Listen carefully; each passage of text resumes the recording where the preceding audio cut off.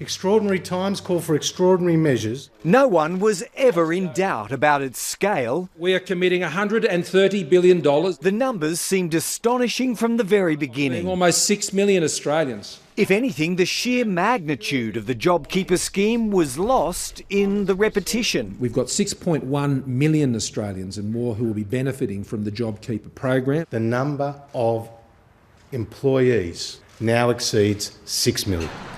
The maths had all been done by Treasury. Only yesterday it was telling Parliament the forecasts look right. There's around or a bit over 6 million employees would be covered. But sometime after the Treasury Secretary and his team fronted the Parliament, a few billion pennies began to drop.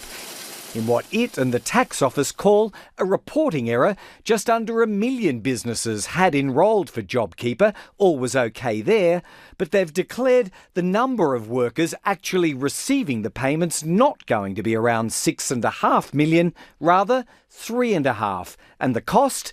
Not $130 billion, but around $70 billion, a full $60 billion out. This is good news for the taxpayer. No underpayments were made, no overpayments were made. This is a mistake you could have seen from space.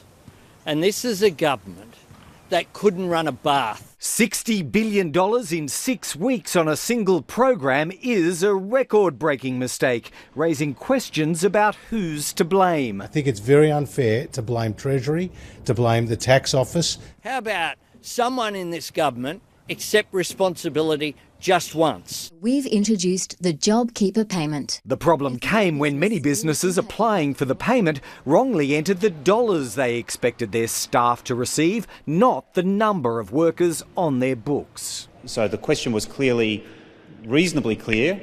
It is just unfortunate that 1,000 employers misunderstood it. This error is monumental and alarming that it wasn't found sooner. And while the government argues it's only a forecasting or tracking mistake, it's not without political consequences either, because the question's already being asked: if you've underspent to here, why not extend the length or coverage of the scheme for those who need it? This is all borrowed money, but it's not an invitation to go and spend more money. That's an argument still to be reconciled, just like the costings. Thank you.